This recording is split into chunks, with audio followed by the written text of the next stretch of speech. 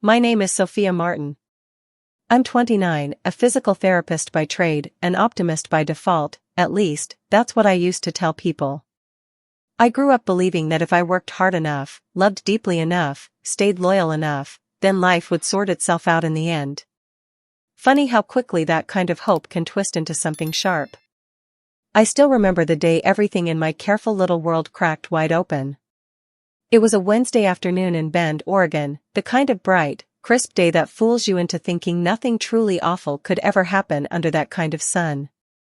I was wearing a soft green sweater, Andrew once said it brought out my eyes, and new ankle boots I'd splurged on for our pre-wedding dinner. My hair was pinned up in a loose twist, because I wanted to look elegant, the kind of woman you'd see laughing over candlelight in those cozy Instagram date photos. I even remember the scent of my lip balm. Vanilla and coconut.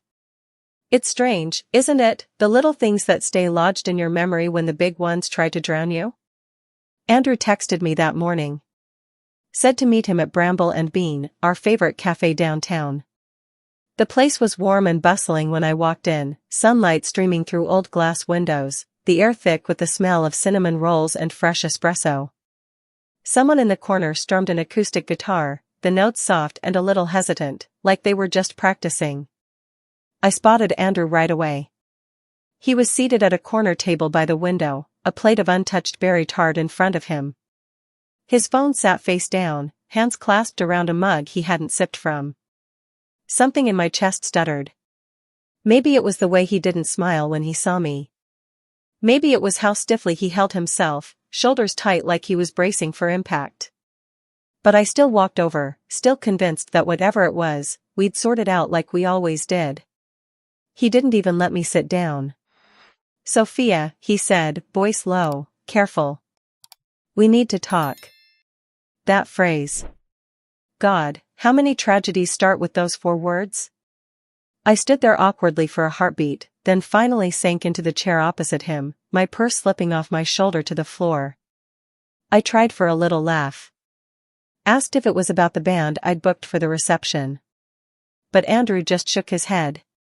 He had dark hair, swept back the way he always wore it, and a small mole near his jawline I used to trace with my finger when we were lying in bed. That morning, his features looked carved out of something cold. "I can't marry you," he said. 6 words. That was all it took. 6 tiny words to get everything we'd built over the last 4 years. I didn't react at first. My brain refused to catch up. I think I blinked a few times, waiting for the real conversation to begin.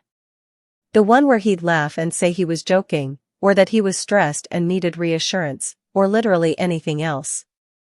Instead, Andrew glanced out the window at the cars passing by like he couldn't bear to look me in the eyes. It's not you, sophomore. I've met someone else. Camille. And I can't do this anymore." That was when the world seemed to tilt under me. You ever have that moment? Where it feels like your heart drops so fast it drags your stomach with it. I'd heard people describe heartbreak as sharp, like a knife. But for me, it was more like stepping off an invisible cliff. Free fall. Nothing to hold on to. "Camille?" I managed to whisper. "Who is Camille?" He swallowed hard. "Camille Foster. Her family runs those boutique resorts all across the Northwest. We're aligned, professionally and otherwise." Professionally and otherwise. Those words sounded rehearsed, like he'd practiced them in front of a mirror until he could say them without flinching. I thought of our little apartment, the stack of RSVP cards on our kitchen counter, the way he'd kissed me just last week and told me he couldn't wait to call me his wife. My throat burned. "So that's it?" I said. My voice cracked embarrassingly on the last word. "You're just, what, handing me my life back like a receipt you don't want anymore?" Andrew finally met my eyes then. For one awful moment, he looked almost relieved. Like getting it out was some great mercy to him. "I'm sorry, Sophia. Truly. But this is better for both of us. You'll see that someday. Better for both of us." God, the audacity. I wish I could say I threw my water in his face or stormed out with my dignity perfectly intact. But the truth is, I just sat there for a minute longer, hands shaking so badly I had to press them flat against the table to keep from embarrassing myself further. He slid the ring box across to me, not to propose again but to take it back. Said his grandmother would be devastated if it left the family. I took it off. My engagement ring, white gold, a delicate aquamarine he once said reminded him of the sea on our trip to Cannon Beach, slid from my finger with cruel ease. I set it gently in the box. Then I stood up, smoothed my sweater like I was brushing off crumbs instead of the last shreds of my future, and walked out. Past the rows of tiny succulents on the cafe windowsill. Past the teenage barista who smiled at me without knowing he was witnessing the worst moment of my life. Past an older couple sharing a slice of carrot cake, leaning into each other like the world was still soft and safe. I didn't stop until I was halfway down Oak Street, my breath catching in the cold air. That's when the tears finally came, hot and unstoppable, blurring the sidewalk until it was just streaks of gray and white. And that's how my new story started. Not with vows or champagne or honeymoon plans. But with me, alone on a street corner, trying to figure out how to keep breathing when the one person I'd trusted most had decided I was replaceable. Tell me, have you ever had to pick up the pieces of a life you thought was permanent? Drop a comment and let me know. Because this is only the beginning. And I promise, it's going to get messy before it gets better. If you're still here, maybe you're curious how someone like me, someone who once pinned her whole future on a single man's promise, ended up so naive in the first place. To understand that, you'd have to go back with me. Back to the dusty roads of Redmond, Oregon. Back to a string of houses with mismatched porches and sun-faded curtains, each one a different chapter of my childhood. I bounced through foster homes the way some kids bounce through summer camps. 3 months here, a year there. Always packing my few belongings into the same peeling lavender suitcase. I learned early not to get too comfortable, not to rearrange the furniture in my mind to call any place home. Some families tried, I won't lie. They bought me new backpacks for the school year, signed me up for piano lessons I never finished. But something about me always seemed too much. Too shy or too quiet or too tangled up in my own head. So eventually, they'd stop trying so hard, and the inevitable day would come when a social worker's sedan would pull into the driveway. It's a strange skill to develop as a kid, reading the pity in an adult's eyes. Knowing they're about to tell you to pack up. That their own children need more space. That things just aren't working out. But then there was Martha. Martha Hendricks was a stout woman in her early 60s when she first brought me to her little house on the edge of town. She had bright copper hair, dyed every 3 weeks like clockwork so nobody could accuse her of going gray, and a laugh that cracked through a room like warm bread coming out of the oven. She ran a small bakery on Main Street, a cozy nook that smelled like brown sugar and almonds even when the ovens were off. The sign above the door read Martha's Hearth in looping green letters. It became my haven before I even knew what the word meant. I was 13 when I moved in with her. Awkward, skinny, half my hair lopped off from a failed attempt at trimming it myself. My social worker, Mrs. Dunbar, nudged me forward on the cracked walkway and whispered, "Give her a chance, okay?" I didn't plan to. I had already learned that hoping usually meant hurting later. But Martha didn't give me time to wall myself off. She opened the door wearing a flour-dusted apron, wiped her hands on it, then pulled me into the kind of hug I hadn't felt in years. "You must be Sophia," she said, her voice rough with emotion. "God, look at you. Come in. I've got warm cherry scones on the counter." That was Martha. She didn't ask if I liked cherry. She didn't make polite small talk about my school or the drive over. She simply wrapped an arm around my shoulders and steered me inside like I already belonged. Do you know what it's like to be claimed so completely by someone you've just met? To have them decide, right there on a squeaky floorboard, that you are theirs to care for? That night, I sat on her overstuffed floral couch, legs tucked beneath me, a plate of scone crumbs in my lap. The evening news played low on the TV, some anchor droning about a city council vote, but all I could focus on was Martha humming in the kitchen. Every now and then, she'd call out, asking if I wanted more milk or if the couch was too lumpy. For the first time in a long time, I didn't feel like I was waiting for the other shoe to drop.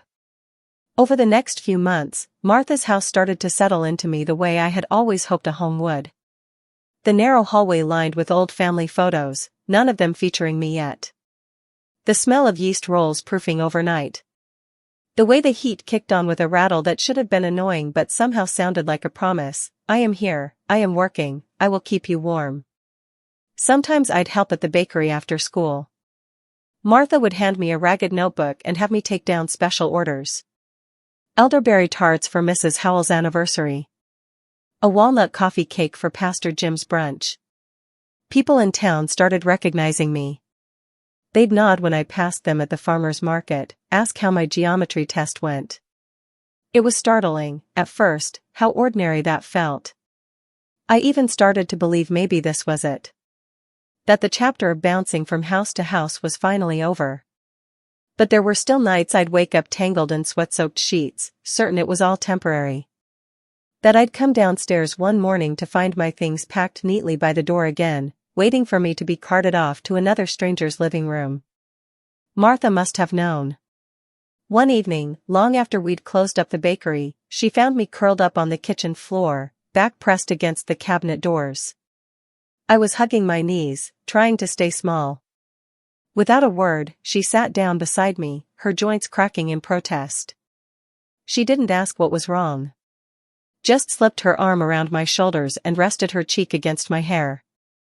"You're home, you hear me?" she whispered. "For as long as you want it. And probably longer than you'll think you deserve." I let out a shuddery breath that felt like it came from someplace deep.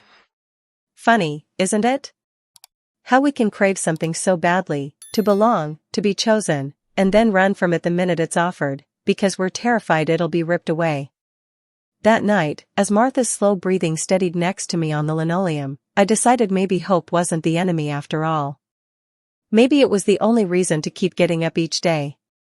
Of course, I couldn't have guessed then that one day I'd lose it all again. That the safety I'd worked so hard to build inside myself would shatter under 6 careless words from a man who swore he loved me. But that's another part of the story. And trust me, it gets a lot messier from here. By the time I turned 25, I liked to think I'd finally outgrown the girl who tiptoed around happiness, half expecting it to slip through her fingers. Martha's faith in me, unyielding and sometimes annoyingly stubborn, had seeped in deeper than I realized. Thanks to her, I made it through college in Eugene, juggling anatomy labs and volunteer shifts at the local PT clinic. She sent me care packages stuffed with lemon bread and little handwritten notes telling me to drink more water, and for heaven's sake, get some sleep. Some nights, alone in my cramped campus apartment, I'd pull those notes out of the kitchen drawer and smooth them flat just to feel closer to her. I graduated with a degree in physical therapy, moved back to Redmond for a bit, then landed a steady job at a rehabilitation center in Bend. It was small, a squat building tucked between a dentist's office and a florist that always smelled like freesia. My first official day, I wore a navy blouse and gray slacks that I thought made me look older, more professional. I wanted so badly to prove I could carve out a life that was solid, predictable. That I could build something lasting on my own 2 feet. It was around that time I met Andrew. He came in for a consult on his dad's post-op knee therapy. Wore a slate suit and polished leather shoes, even though it was a Thursday afternoon and sweltering outside. He smiled easily, leaned against the reception counter like he had all the time in the world. When he first asked me to dinner, I almost said no. Not because I didn't find him handsome, I did, painfully so, but because I still had that old reflex to keep people at arm's length. I told Martha about it over the phone later that night. She practically squealed. "Sweetheart, it's one dinner. You don't have to marry the boy tomorrow," she teased. "Unless you want to, of course." So I went. Andrew picked a tiny Italian place by the river. Candlelight flickered against red brick walls, the air thick with garlic and oregano. He ordered a bottle of Montepulciano and poured my glass first, like it was the most natural thing in the world. Over plates of gnocchi and mushroom risotto, he asked about my job, my favorite childhood book, the worst vacation I'd ever taken. He listened. Really listened. His eyes locked on mine with this warm, steady curiosity that made me feel like the most interesting person in the room. I remember thinking maybe this was what it looked like to be chosen without conditions. The months turned into years. We got an apartment together on the west side, a bright two-bedroom with squeaky wood floors and a kitchen window that overlooked a noisy courtyard. Saturday mornings, we'd brew coffee in the French press, Andrew reading investor reports while I sprawled across the couch with my patient files. He'd catch me looking at him sometimes and grin, that slow, boyish grin that made my heart tumble over itself. "Marry me," he'd say out of nowhere, like it was a joke, but not really. It became our running thing. "I'm serious," he told me one snowy night, when we were wrapped up in the throw blanket on our balcony, watching tiny flakes land on the railing. "I want all of it. The vows, the mortgage, the messy kids who'll spill juice on your paperwork. And I wanted it too. God, more than anything." Because the truth was, I wasn't just falling in love with Andrew. I was falling in love with the idea of being part of something unshakable.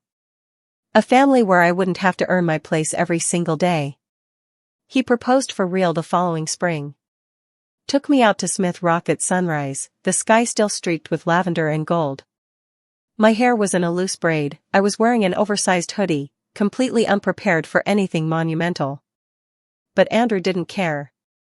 He dropped to one knee right there on the gravel trail, pulled out a delicate white gold ring set with a pale aquamarine. "Sophia Martin, will you marry me and make sure my world always has this much light?" It was painfully cheesy, but it worked. I said yes so fast it came out like a laugh. After that, life blurred into deposits and cake tastings and email chains with florists who threw around words like peony clusters and trailing eucalyptus. Martha offered to pay for my dress, and when I found it, a simple satin gown with a low back and tiny buttons all the way down, she cried harder than I did. Sometimes, late at night, Andrew would pull me close in bed and murmur, "Can you believe it? We're actually doing this." And I'd nod against his chest, because I truly couldn't. Funny how the heart can be so sure, so certain it's found safe harbor. Looking back, I wonder if the signs were always there. The text messages he'd hide with a flick of his thumb. The times he brushed off conversations about joint accounts or whose family we'd spend holidays with. But hope is a strange thing. It makes you fill in the cracks with all the best possibilities. If I'd let myself look a little closer, maybe I would have seen the hairline fractures, the tiny splinters running through the dream I was building. But I didn't. I just kept adding layers of paint, convinced that if I covered it with enough bright color, nothing could ever rot underneath. Of course, you know how that turned out. But stay with me. Because the day all those illusions shattered? That was only the start of something I never saw coming. And in its own twisted way, it might have been the best gift heartbreak ever gave me. It was supposed to be one of those sweet, ordinary days that just hums along, harmless and bright. That's what I kept telling myself as I buttoned up my soft cream blouse, slipped on a pair of gold hoop earrings, and fussed with my hair until every loose strand tucked behind my ear felt just right. Andrew had texted me that morning, saying he wanted to meet for a late lunch at a new place called Willow and Finch. It was this airy cafe downtown, all blonde wood tables and trailing ivy plants hanging from the ceiling beams. The kind of spot that smelled perpetually of brewed chai and orange zest. I remember smiling when I walked past the front windows. Inside, couples leaned close over shared pastries, a woman near the back tapped at her laptop with earbuds in, and an older man with a thick salt and pepper beard was reading a hardback book, underlining passages with meticulous care. It felt peaceful, almost like stepping into a daydream. Then I saw Andrew at a corner table by the window. His navy coat was draped over the back of the chair, and he was staring out at the street with this far-off look. There was a half-eaten slice of berry tart in front of him, and a mug of something that had already lost its steam. I should have known then. But my heart did that silly little skip anyway. Because that's what hope does, doesn't it? It rushes ahead of you, convinced that love will always catch it. He didn't stand to greet me. just sort of flicked his gaze up when he heard my heels on the hardwood floor. I slid into the chair across from him, set my purse down carefully. "Hey, stranger," I teased. I reached for his hand, but he pulled it back to wrap around his mug again. "What's up?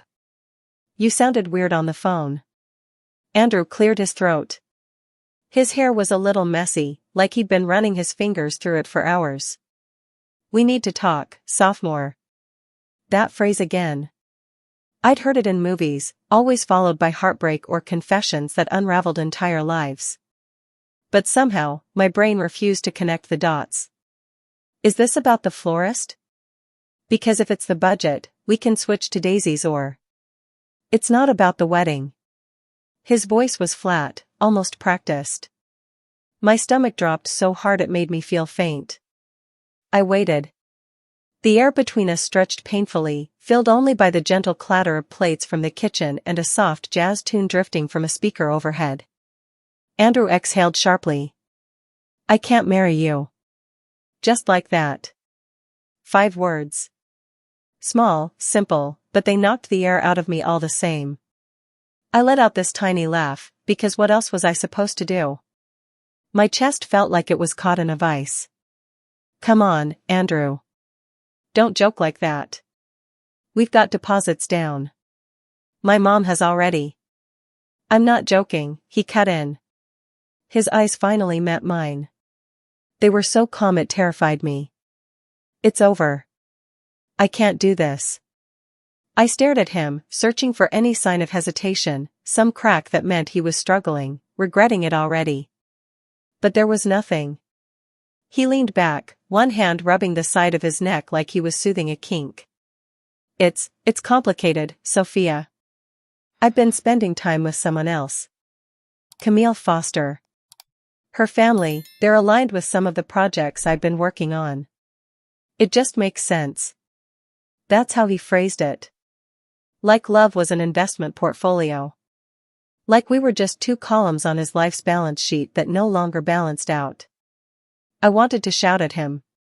To pound my fists on the table and demand how he could throw away years like they meant nothing. But my voice came out small and raspy. "So you're trading me in for someone whose last name looks better on a donation check?" Andrew winced but didn't deny it. Didn't even try. "You deserve someone simpler, Sophia. Someone who won't drag you through the mess I'm about to step into." That was the moment I realized he thought he was sparing me. Like this was mercy. I looked around then, almost dazed. The sun poured in through the windows, catching on the crystal sugar bowls and making tiny rainbows on the tabletops. It felt cruel that the world could stay so beautiful while my own life was fracturing right there at table 7. You ever wonder how many people in a cafe are quietly having their entire futures rewritten over lattes and crumb cakes? I do, now. Finally, Andrew pulled out a small velvet box from his coat pocket. My breath stuttered, like maybe he was about to take it all back. But he pushed it across to me. "My grandmother's ring," he said. "She'd be heartbroken if it left the family." My hands felt numb. I slid the ring off, my skin instantly lighter and yet so much heavier all at once. I set it gently in the box, careful not to let it rattle. "Thank you," I whispered, voice steady only because I'd already gone somewhere numb inside. "For your honesty." I stood up. Adjusted my purse strap. Smoothed my blouse. Those little motions felt almost sacred. The last small acts of control I had left. Then I walked out of Willow and Finch. Past the sunlit barista counter where a kid with a septum ring was laughing at something on his phone. Past a pair of girls splitting a lemon tart, heads bent together in conspiratorial delight. I didn't start crying until I hit the crosswalk. And that's where I'll leave you, for now. Me on the corner of Pine and Grove, blinking up at a stoplight that seemed to take forever to change, heart cracked wide open, trying to remember how to breathe. Because as shattered as I felt right then, I had no clue just how much more there was to lose. The apartment was quiet when I unlocked the door, that hollow kind of quiet that tells you even before you've stepped inside that something's off. I paused for a second in the entryway, my hand still on the doorknob, breathing in the faint scent of eucalyptus from the candle I'd left burning the night before. Normally it was a comforting smell, clean and sharp, like a little promise of calm. But today it felt almost mocking. The living room looked deceptively normal at first glance. Throw blanket draped over the back of the sofa, our bookshelf slightly askew where Andrew's brother had drunkenly leaned on it last month. The TV remote perched on the coffee table right where I'd left it after binging old Grey's Anatomy reruns. But then I noticed the suitcases.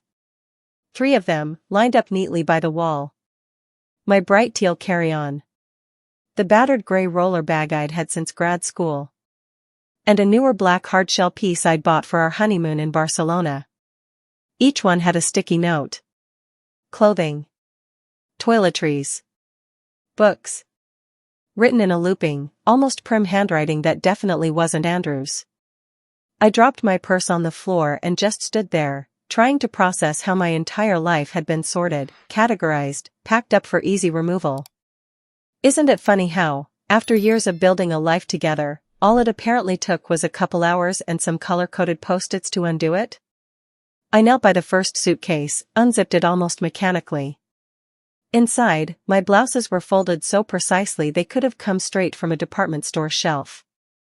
My favorite navy sweater, the one I always wore on cold mornings with wool socks, sat on top like a polite little wave goodbye. I don't know how long I stayed crouched there. Long enough for my knees to ache and my fingers to go cold from resting on the zipper. Eventually, I sank all the way down onto the floor, pressing my back to the wall. This was the part one hadn't prepared for. Not just losing Andrew, but coming back to what used to be our shared space, only to find it had been scrubbed of me with surgical precision. There was no sign of Andrew either. No shoes by the door, no laptop bag tossed across the chair.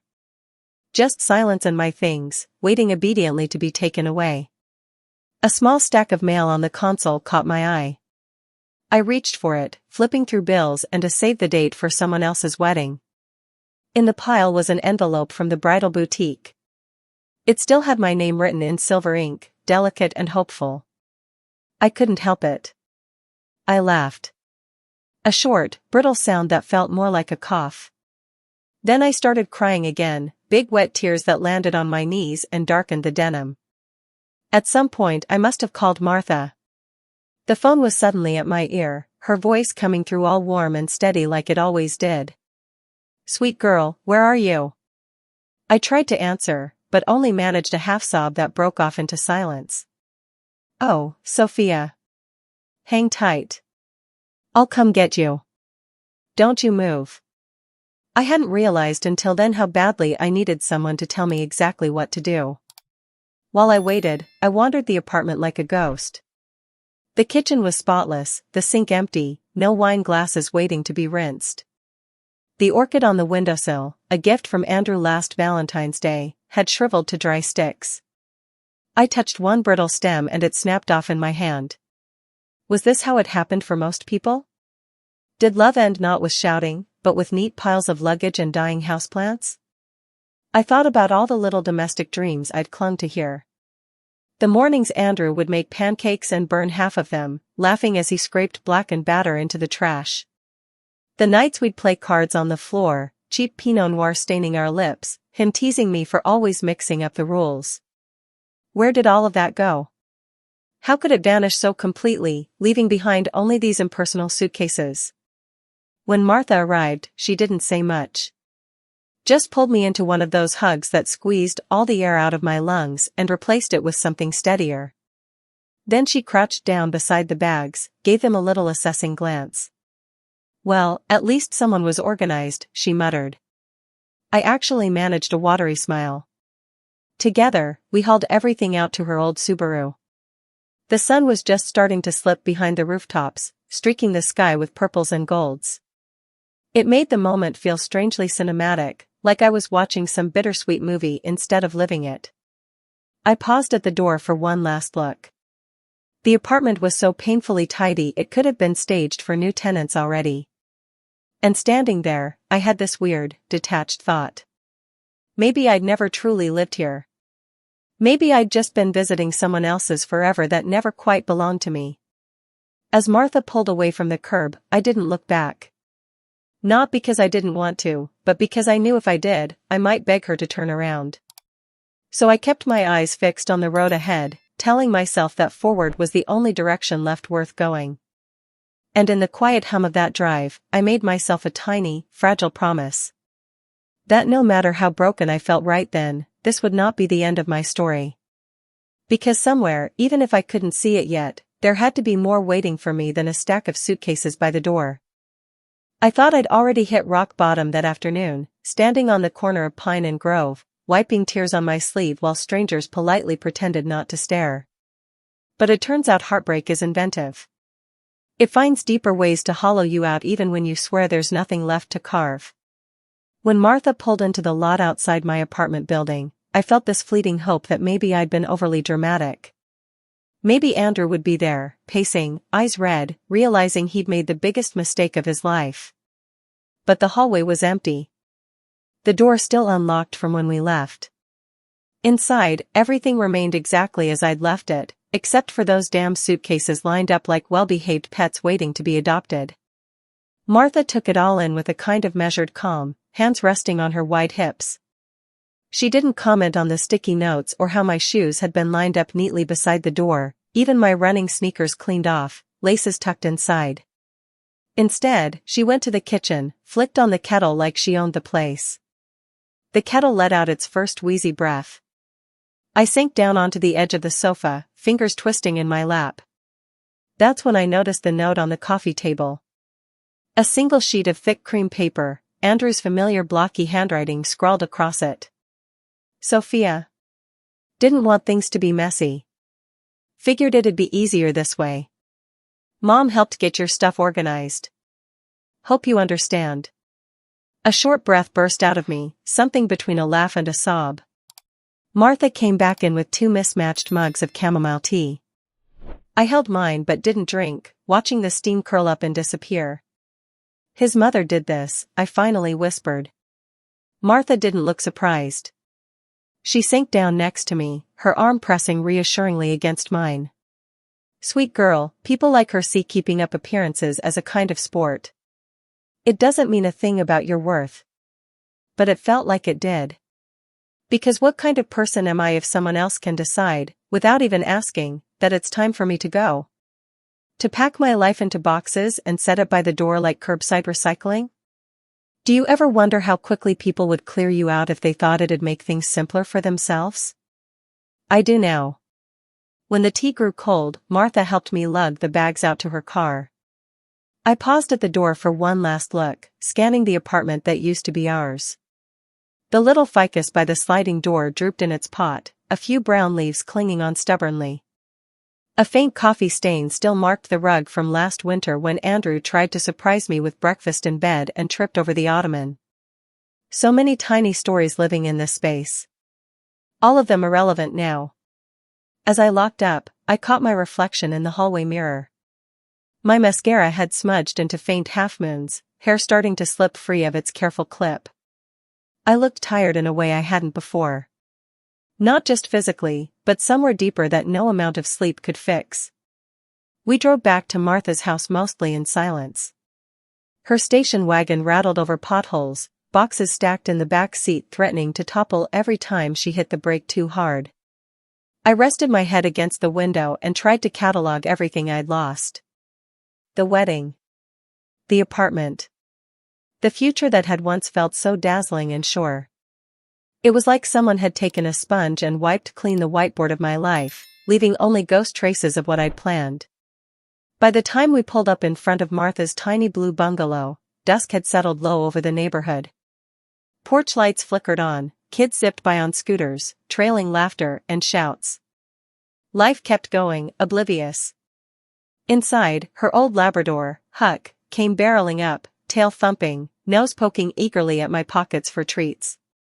I sank my hands into his thick fur, grateful for the uncomplicated affection.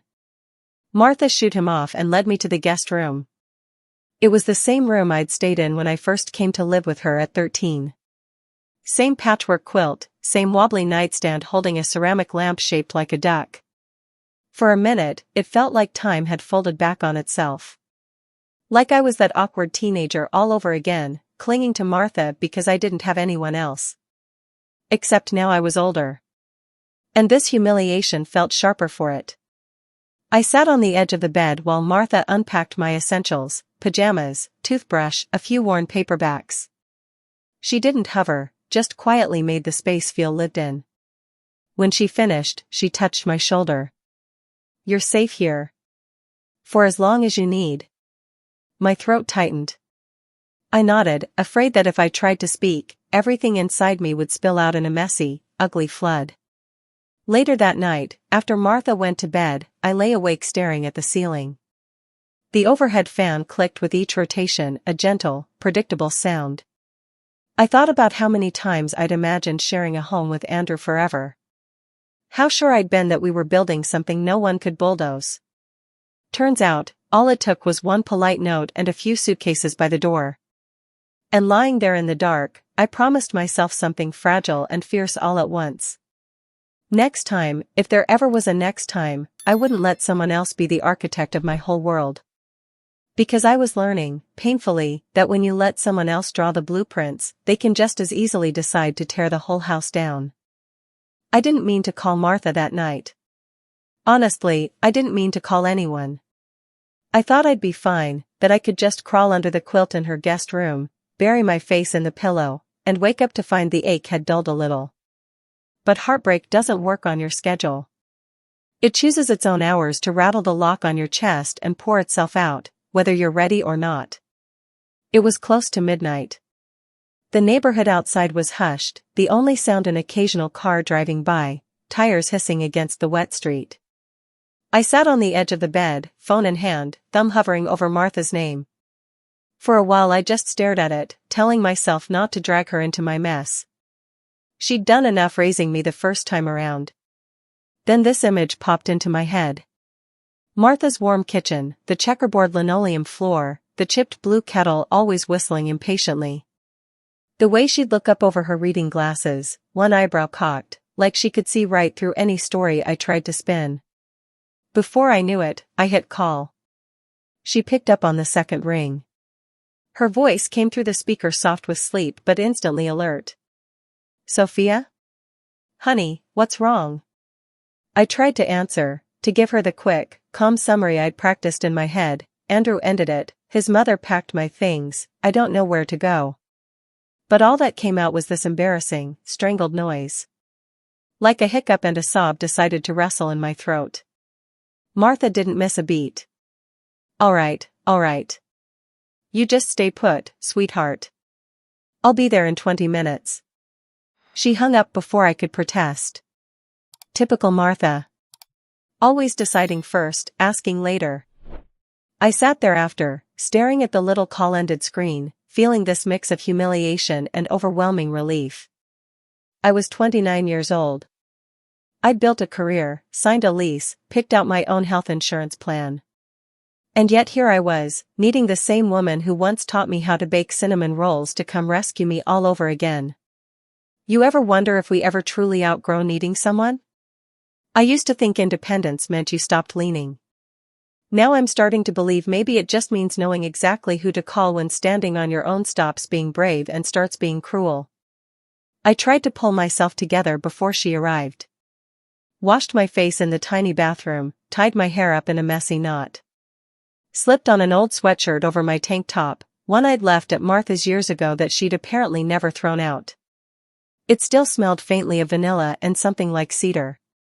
When the doorbell finally rang, I didn't wait for her to knock again. I pulled it open and there she was, standing on the porch in her plaid robe, hair sticking out in fuzzy copper tufts. No shoes, just thick wool socks. She looked me up and down, eyes narrowing in that way of hers, reading every secret I hadn't said out loud. Then she pulled me into a hug so tight it pushed the breath right out of me. "Let's get you inside before we both catch our deaths," she murmured against my temple. Back in her living room, she steered me toward the couch like she had a million times before. Huck, her ancient Labrador, thumped his tail once and then settled his head on my lap with a grunt. Martha disappeared into the kitchen. I heard the rattle of a teapot on the stove, the clink of mugs. A few minutes later she came back carrying 2 steaming cups. "Peppermint this time," she said, easing into the armchair opposite me. "Soothes the nerves. Or at least keeps us from chewing on them." I tried to smile. Failed spectacularly. Martha didn't seem to mind. She just wrapped her hands around her own cup and waited me out. That's one of the things I love most about her. She never pushes. Never demands a performance of strength or composure I don't have. Just sits quietly in the same room, letting me know her presence is the safety net if I decide to fall apart. Eventually I started talking. Not in any organized way. It came out in fits and starts, messy and out of order, with long silences where I stared into my tea and tried to figure out how to explain the feeling of being systematically erased from my own life. When I finished, Martha set her cup down with a small clink and leaned forward. "You listen to me, Sophia Martin," she said, her voice low and firm in that way that made even the dog lift his head. "A man who can walk away from you this way, who can let his mother pack your life up like last season's wardrobe, is not a man who deserved you in the first place." A little laugh escaped me, watery but real. I wiped under my eyes, nodding. "I know," I whispered. "It just, still hurts." "Of course it does. Love's a stubborn thing. It sticks around long after it's been given back to you." Then she stood and draped this thick knitted blanket over my shoulders, the same ugly mustard yellow one she'd had since I was a kid. I'd always hated the color, but wrapped up in it now, it felt like a promise that maybe not everything was leaving. "Get some rest," she said, pressing a kiss to the top of my head. "Tomorrow, we'll figure out what's next. Tonight, you just breathe." After she left, I curled up sideways on the couch, Huck's warm bulk pressed against my shins, and listened to the faint tick of the kitchen clock. Each second sounded almost gentle, like it was giving me permission to take this one tiny piece of time just to exist. No expectations, no brave face. I closed my eyes, inhaled the peppermint rising off my tea, and let myself drift. Because tomorrow would come, with all its decisions and fears. But tonight, at least, I didn't have to face it alone. And that was more than I'd dared hope for just hours before. I didn't mean to call Martha that night. Honestly, I didn't mean to call anyone. I thought I'd be fine, that I could just crawl under the quilt in her guest room, bury my face in the pillow, and wake up to find the ache had dulled a little. But heartbreak doesn't work on your schedule. It chooses its own hours to rattle the lock on your chest and pour itself out, whether you're ready or not. It was close to midnight. The neighborhood outside was hushed, the only sound an occasional car driving by, tires hissing against the wet street. I sat on the edge of the bed, phone in hand, thumb hovering over Martha's name. For a while I just stared at it, telling myself not to drag her into my mess. She'd done enough raising me the first time around. Then this image popped into my head. Martha's warm kitchen, the checkerboard linoleum floor, the chipped blue kettle always whistling impatiently. The way she'd look up over her reading glasses, one eyebrow cocked, like she could see right through any story I tried to spin. Before I knew it, I hit call. She picked up on the second ring. Her voice came through the speaker soft with sleep but instantly alert. "Sophia? Honey, what's wrong?" I tried to answer, to give her the quick, calm summary I'd practiced in my head. Andrew ended it, "His mother packed my things, I don't know where to go." But all that came out was this embarrassing, strangled noise. Like a hiccup and a sob decided to wrestle in my throat. Martha didn't miss a beat. All right. You just stay put, sweetheart. I'll be there in 20 minutes. She hung up before I could protest. Typical Martha. Always deciding first, asking later. I sat there after, staring at the little call-ended screen, feeling this mix of humiliation and overwhelming relief. I was 29 years old. I'd built a career, signed a lease, picked out my own health insurance plan. And yet here I was, needing the same woman who once taught me how to bake cinnamon rolls to come rescue me all over again. You ever wonder if we ever truly outgrow needing someone? I used to think independence meant you stopped leaning. Now I'm starting to believe maybe it just means knowing exactly who to call when standing on your own stops being brave and starts being cruel. I tried to pull myself together before she arrived. Washed my face in the tiny bathroom, tied my hair up in a messy knot. Slipped on an old sweatshirt over my tank top, one I'd left at Martha's years ago that she'd apparently never thrown out. It still smelled faintly of vanilla and something like cedar. When the doorbell finally rang, I didn't wait for her to knock again. I pulled it open and there she was, standing on the porch in her plaid robe, hair sticking out in fuzzy copper tufts. No shoes, just thick wool socks. She looked me up and down, eyes narrowing in that way of hers, reading every secret I hadn't said out loud. Then she pulled me into a hug so tight it pushed the breath right out of me. "Let's get you inside before we both catch our deaths," she murmured against my temple. Back in her living room, she steered me toward the couch like she had a million times before. Huck, her ancient Labrador, thumped his tail once and then settled his head on my lap with a grunt. Martha disappeared into the kitchen. I heard the rattle of a teapot on the stove, the clink of mugs. A few minutes later she came back carrying 2 steaming cups. "Peppermint this time," she said, easing into the armchair opposite me. "Soothes the nerves. Or at least keeps us from chewing on them." I tried to smile. Failed spectacularly. Martha didn't seem to mind. She just wrapped her hands around her own cup and waited me out. That's one of the things I love most about her. She never pushes. Never demands a performance of strength or composure I don't have. Just sits quietly in the same room, letting me know her presence is the safety net if I decide to fall apart. Eventually I started talking.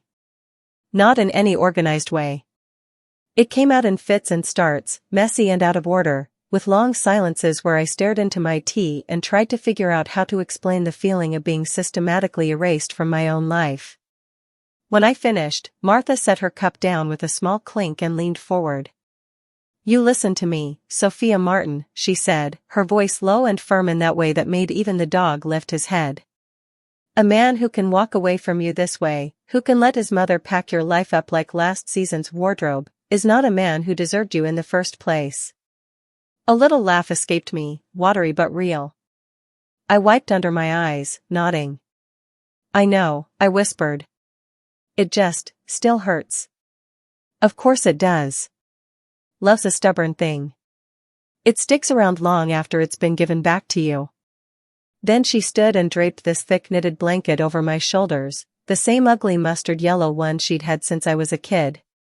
I'd always hated the color, but wrapped up in it now, it felt like a promise that maybe not everything was leaving. "Get some rest," she said, pressing a kiss to the top of my head. "Tomorrow, we'll figure out what's next.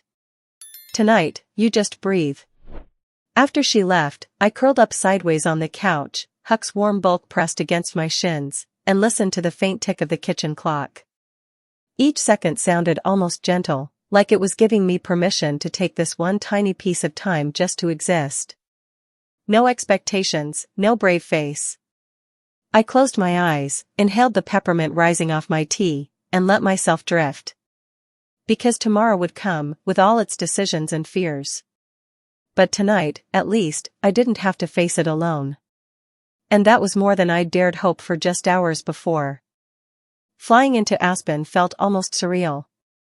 The small plane dipped over a quilt of pine-dotted hills, the afternoon sun flashing across slivers of distant snow. It looked like a postcard someone had filtered to perfection. I pressed my forehead to the cold window and tried to imagine building a whole new chapter here. It was nearly impossible. By the time my ride wound its way up a narrow road to the estate, my nerves were strung tight. The car eased through a massive wrought iron gate that creaked open like it hadn't moved in weeks. I half expected gargoyles to flank the drive, but instead there were tidy rows of hydrangeas, even though it was late in the season and most had browned at the edges.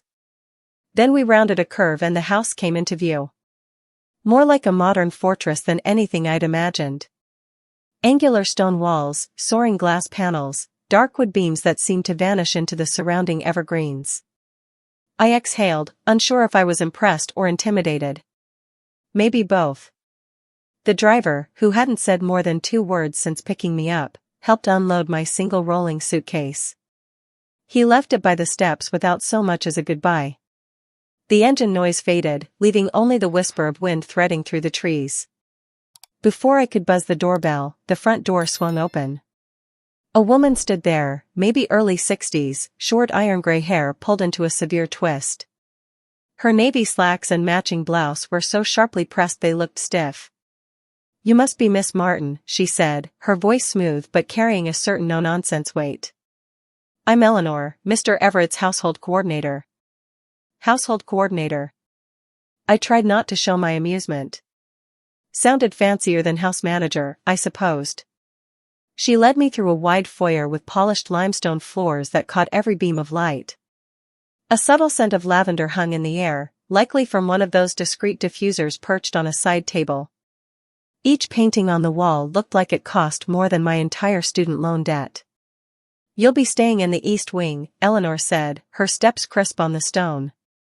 "Your suite is connected by a short hallway to Mr. Everett's. Meals are prepared by staff, though you'll have a kitchenette if you prefer privacy. We expect absolute discretion here. Mr. Everett values his solitude." That last part didn't surprise me. Everything about the place radiated controlled distance. Eleanor stopped outside a set of tall double doors.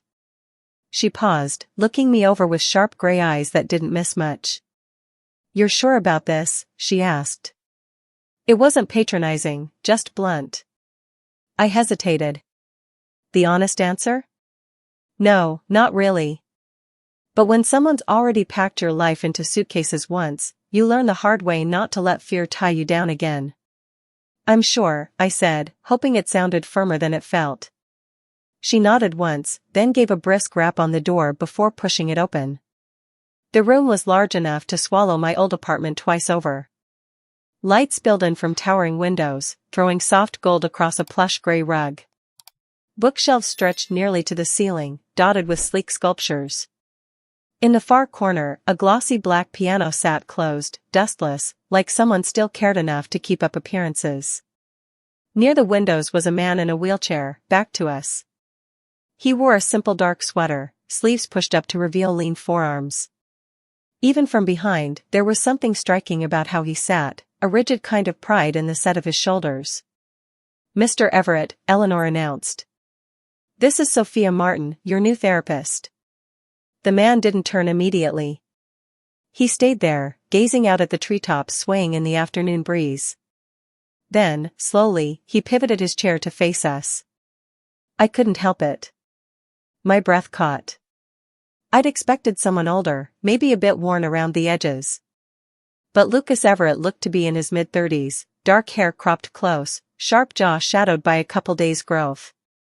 His eyes were what struck me most, an intense steel blue that seemed to see entirely too much.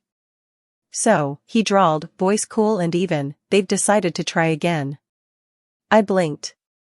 "Excuse me?" His mouth quirked up, not quite a smile. More like a private joke he wasn't sharing. "You're what, the fourth in as many months?" He let the words hang there, watching for my reaction. I straightened my spine a little, refusing to be flustered. "I'm here to help you with your recovery, Mr. Everett. That's all." He cocked his head. Recovery. Such a tidy word for what you're about to see. Eleanor cleared her throat. "I'll leave you to get acquainted. Miss Martin, dinner is at 7 if you'd like to join the staff in the solarium. Otherwise, meals can be brought to your suite." Then she was gone, the door clicking shut behind her. The room seemed even quieter without her there. Lucas let the silence stretch, eyes locked on me with a measuring look that felt unsettlingly precise. "You look uncomfortable," he remarked. "Nervous, even." I forced a small, polite smile. "Only because I've just traveled 800 miles to meet a man who seems determined to scare me off before we've even started." His brows lifted a fraction, almost impressed. "Fair enough." Another pause.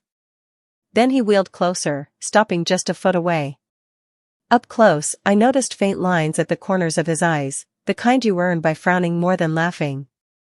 Here's how this will go, he said, his tone settling into something firm.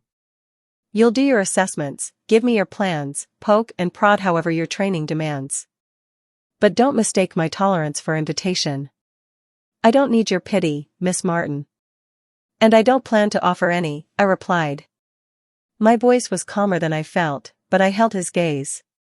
I've worked with patients who needed tough love more than soft hands. I'm not here to coddle you. A ghost of something, surprise? Amusement flashed across his face. Maybe you'll last longer than the others, he muttered, rolling back toward the window.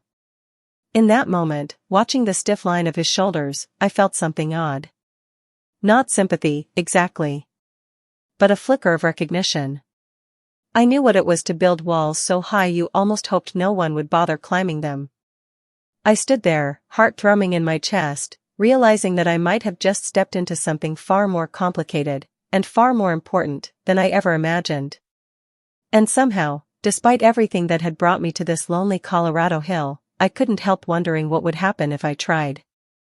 It had been just under 3 weeks since I arrived at the Everett estate, and already the place had woven itself into me in strange, unwelcome ways. I found comfort in the steady routines that once terrified me. The quiet hours spent guiding Lucas through painfully slow leg exercises. The smell of fresh rosemary bread that drifted from the kitchen every afternoon. Even the way the house sighed at night, would beam settling as if exhaling after long days spent pretending nothing was wrong. That afternoon was overcast, sky-heavy with the promise of snow that still hadn't fallen. I had retreated to my small sitting area, folding towels to keep my hands busy, when I heard voices drifting in from the West Lounge. It was a room Lucas rarely allowed me into, a slick, masculine space lined with leather chairs and dark abstract art that looked like bruises on canvas. I wouldn't have paid it any mind except I caught my own name. Soft, but unmistakable. I froze, towel half folded, heart starting a low, uncomfortable thump. Curiosity got the better of me. I padded quietly down the hallway, my sneakers muffled by the thick runner rug. I stopped just outside the slightly ajar door. Inside, I could see a slice of the room reflected in a large gilt mirror, 2 men seated by the fireplace, glasses of something amber in their hands. One was Eric Davenport. I'd only met him once, briefly, when he'd stormed in with his expensive overcoat and bright, calculating eyes. Lucas had stiffened the moment Eric arrived, a reaction I couldn't forget. The other was a woman I recognized from a framed article in the study, Vanessa Hale, head of a powerful family trust that had fingers in half the local tech investments. They were speaking in low, urgent voices. You're sure she doesn't suspect anything? Vanessa's tone was clipped, impatient. Her blonde hair was twisted into a sleek knot at the nape of her neck, an emerald pin gleaming like a dagger. Eric gave a dismissive shrug. She's just a PT sweet enough, but completely in the dark. Thinks she's here to help Lucas take baby steps back to his old life. I pressed closer to the doorframe, palms suddenly clammy. Vanessa let out a soft laugh, the kind that didn't reach her eyes. Good. As long as she stays oblivious, we'll have the papers signed before month's end. Lucas has been distracted by playing house, makes him easier to maneuver. My stomach dropped. Eric swirled his drink, ice clinking. Once he hands over the revised proxies, Vanessa, it's done. You'll fold Everett AI into the new umbrella entity, and our shares will triple by Q3. By then, Lucas can rot in that wheelchair for all anyone cares. Something hot and bitter rose in my throat. Vanessa's smile sharpened. Just make sure she doesn't get too close. Or worse, start asking questions. Women like her, they get foolish ideas about saving broken men. Eric chuckled. If it comes to that, I'll handle it. Handle it. The phrase slithered over my skin. I felt suddenly, painfully naive. Here I'd been, thinking I was simply helping a man rebuild his body, while these people carved up his legacy in private meetings. And wasn't it ironic? How easily I'd stumbled from one betrayal to another. I used to believe love or loyalty were enough to keep you safe. Now I wondered if all they did was give people sharper tools to cut you with. I must have made some tiny noise, maybe just a sharp inhale, because Eric's head snapped toward the door. I jerked back, heart racing. Footsteps moved across the floor, the door swung open fully, and there he was. Eric filled the doorway in his tailored gray suit, eyes narrowing when he saw me. "Miss Martin," he said smoothly, though the smile didn't touch the cold calculation in his gaze. "Eavesdropping isn't very professional." I fought to keep my voice steady. "I was coming to check on Mr. Everett's schedule." I heard talking. He studied me a beat longer than necessary, then stepped aside, gesturing toward Vanessa with a gracious sweep. "Of course. Just a friendly business chat." "Right, Vanessa?" Vanessa stood, smoothing her cashmere blazer. Her expression was polite but dismissive, like I was a speck on the cuff of her sleeve. "Indeed. Lucas is fortunate to have such attentive staff." Every instinct told me to run. But something else, something stubborn that had grown from all the times I'd been forced to start over, held me there. "If you'll excuse me, I'll see if Mr. Everett needs anything," I said, voice calm even as my pulse roared in my ears. I hurried down the hall, only breathing properly once I rounded the corner. Back in my suite, I sat on the edge of my bed, hands clamped tight around each other. I replayed every word I'd just overheard, trying to stitch it into something that made sense. So that was the plan. Bleed Lucas dry of control over the very company he'd built, then toss him aside once he was no longer useful. And if I accidentally tripped over the truth, they'd handle it. Whatever that meant. For a long moment, I stared out the window, snow finally starting to drift down in delicate, lazy flakes. I wondered if Lucas even suspected how deep the betrayal ran. And if he didn't, if he was still clinging to the idea that Eric was a friend, Vanessa an ally, how the hell was I supposed to break it to him? That was the worst part. Because for all his gruff, caustic defenses, I'd seen the way Lucas looked out that window each morning. Like he was still trying to convince himself there was something worth hoping for beyond the glass.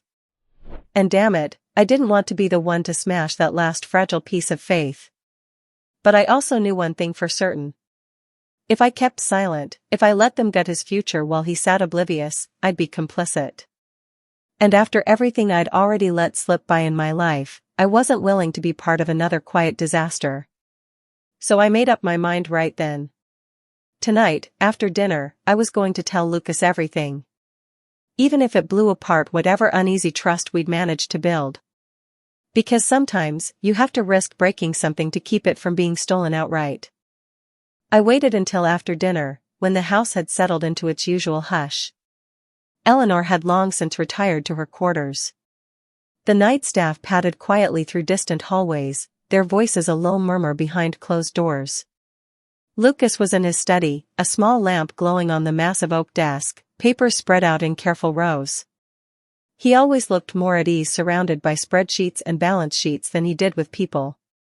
There was something almost gentle about how he lined up his pens, like the order brought him a rare kind of calm.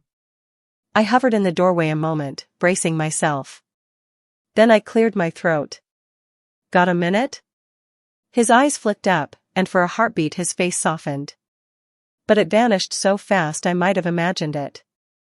"For you, Miss Martin, I seem to have a lot of minutes these days," he said, voice dry but not cruel.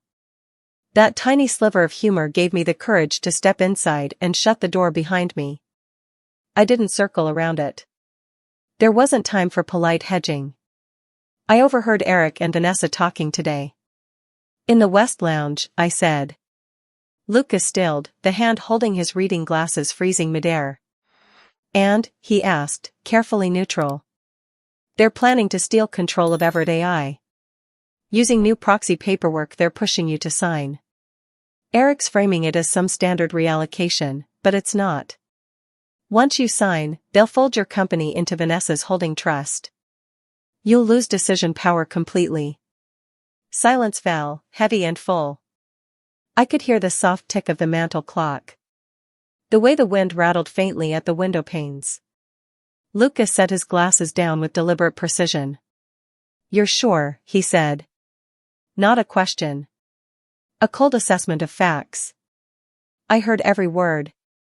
They think you're too distracted by your condition to see what they're doing. That I'm too naive to connect the dots.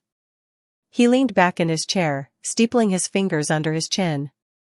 For a long moment he didn't speak. I couldn't tell if he was angry, or disappointed, or just quietly devastated. Then he let out a breath that sounded more like a short, sharp laugh. I suppose I should thank you, he murmured. Most people would have taken the paycheck and kept their mouths shut. I shrugged, feeling suddenly awkward. Guess I'm not most people. No, you're not, he said. His eyes locked on mine, and for the first time, there was nothing guarded there. Only raw, tired honesty. Which means I'll need your help. Me? I'm a physical therapist, Lucas. Not exactly someone who strategizes corporate takedowns over morning coffee. He actually smiled at that, small and fleeting but unmistakably real. You're also the only person in this house I trust, he said. That's a rare currency these days. That surprised me so much I had to sit down. The nearest chair was an overstuffed armchair with pinstripes, and I sank into it, feeling slightly ridiculous. What exactly do you want me to do? He leaned forward, elbows braced on the desk. Help me prepare. If I show up to the board meeting next week looking weak, defeated, they'll bulldoze right over me. They're counting on me to stay in this chair, to sign whatever they slide across the table out of sheer exhaustion. And if you don't? Then they lose their leverage. For the next hour, he laid out everything. Old contracts, emails, hidden clauses he'd buried years ago to protect himself in case someone ever tried exactly this. Lucas wasn't just a tech prodigy. He was a man who had learned early how quickly loyalty could evaporate, and he'd planned accordingly. We worked late into the night. My hands grew smudged with pencil notes. Lucas's voice turned rough from talking so long. At one point, I slipped into the kitchen to brew 2 mugs of chamomile tea, because it was all I could think to do that felt remotely nurturing. When I brought it back, he took it without comment. Our fingers brushed, and a warm flush crept up my neck before I could stop it. I'd been a fool, he admitted quietly, staring down into the steam. Letting Eric handle so much while I was recovering. I thought he was my friend. I didn't say anything. What was there to say? I knew that brand of betrayal too well to offer hollow comfort. Later, when I finally stood to leave, Lucas surprised me by reaching out, his hand closing lightly around my wrist. Sophia. Thank you. For not letting them blindside me. His grip was warm, steady. I squeezed his fingers back before slipping free. That's what people do when they care, I said, more blunt than I meant. His expression shifted, something unreadable passing through those steel blue eyes. I fled before I could embarrass myself further. Back in my suite, I collapsed onto the bed fully clothed, heart thudding. Funny, isn't it? How quickly lines blur. How someone you started off dreading becomes the person you most want to protect. As I lay there, staring at the ceiling fan whirling in slow, lazy circles, I realized I wasn't just helping Lucas keep his company. I was also fighting to make sure neither of us lost the last fragile scraps of trust we'd started building. Because after everything I'd been through, maybe that was the most valuable thing of all. And I wasn't about to let Eric or Vanessa rip it away. The board meeting was held in a sleek high-rise downtown, the kind of glass building that seemed almost smug in how it caught and reflected the morning sun. I rode up in the elevator next to Lucas, his cane balanced carefully against the mirrored wall. He wore a dark charcoal suit that made his shoulders look broader, his jaw freshly shaved. There was a tightness around his mouth, but when our eyes met in the glass, he managed a faint, crooked smile. Neither of us spoke. We didn't have to. Too much had already been laid bare in the long, quiet hours we'd spent planning for this. Inside the conference room, the air was expensive. Plush leather chairs, a polished walnut table, a sideboard stacked with tiny bottles of imported water. Vanessa was already there, her hair swept into a sleek chignon, tapping out something on her phone. Eric leaned back in his chair like he owned the place, a smirk curling his lips when we walked in. For a second, it felt like my knees might give out. But then Lucas moved to the head of the table, not the end where they'd obviously expected him, and stood. Not sat. Stood. The cane trembled a little in his grip, but he didn't waver. Vanessa's eyes flicked up, surprise breaking her practiced calm. Eric's smirk twitched, faded. Lucas spoke without preamble. His voice was low, sure, filling every corner of that glossy, intimidating room. He laid out document after document, careful trails of emails, old charter amendments, proofs of who owned what, down to the smallest decimal. He didn't shout. He didn't plead.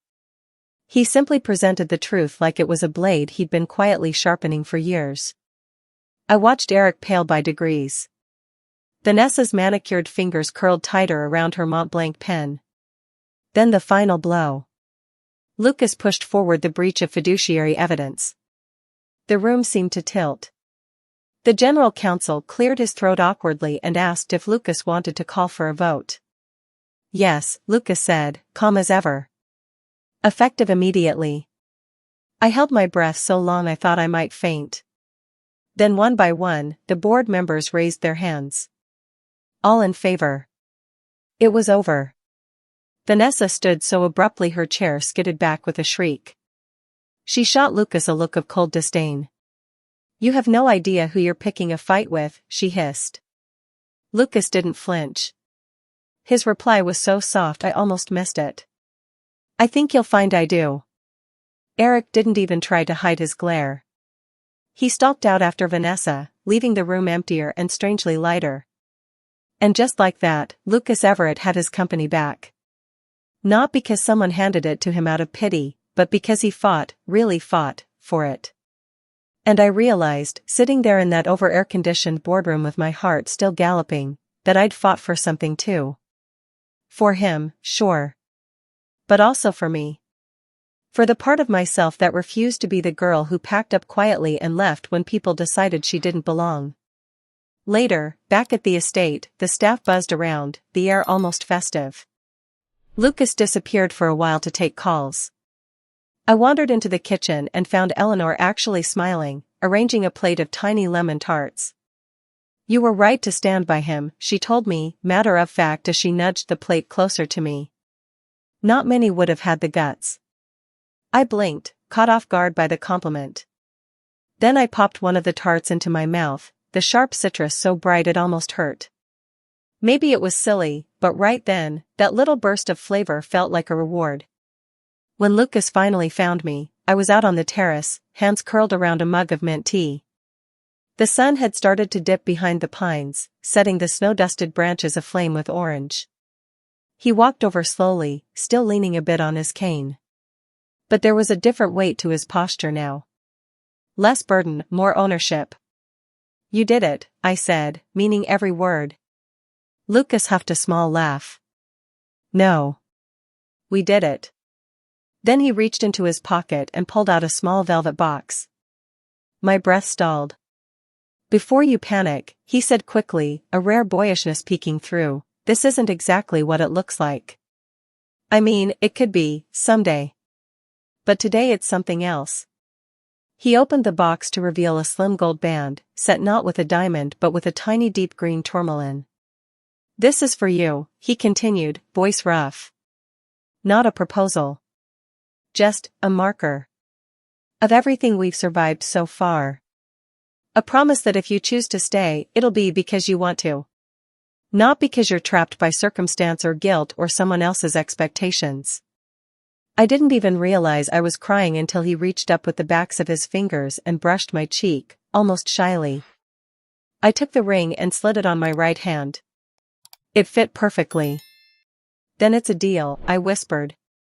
I'll stay for as long as it feels like home. And maybe that was the biggest revelation of all. That after everything, after Andrew, after suitcases lined by doors, after watching trust corrode in 1,000 tiny ways, I could still stand there with my heart open. Still willing to try. Lucas exhaled, his shoulders dropping. I could see it then, clear as the cold evening air. This wasn't just about saving his company. It was about letting someone else see all the fractures and staying anyway. Later, We sat inside by the fireplace, plates balanced on our knees, sharing leftover mushroom risotto that Eleanor insisted on reheating. The TV was on low, some travel show muttering about coastal Italian towns. Huck sprawled across both our feet, sighing like he'd waited all day to be included. I looked over at Lucas, who was quietly watching me instead of the screen. His expression was unguarded in a way I hadn't seen before. "You know," I said, my voice catching a little, "if someone had told me 6 months ago I'd be here, I'd have laughed them right out of the room." "Guess life doesn't care much for our neat little plans," Lucas replied, smirking. "Yeah. But maybe that's not always a bad thing. So here's my question for you. Have you ever found yourself somewhere completely unexpected, someplace you didn't plan, didn't even think you wanted, only to realize it was exactly where you needed to be? If you have, drop a comment. Or just hit the like button so I know I'm not alone in learning the hard way that sometimes the best things grow out of our deepest messes. Because who knows? This story of ours, it's still being written. And I have a feeling the next chapter might be the best one yet.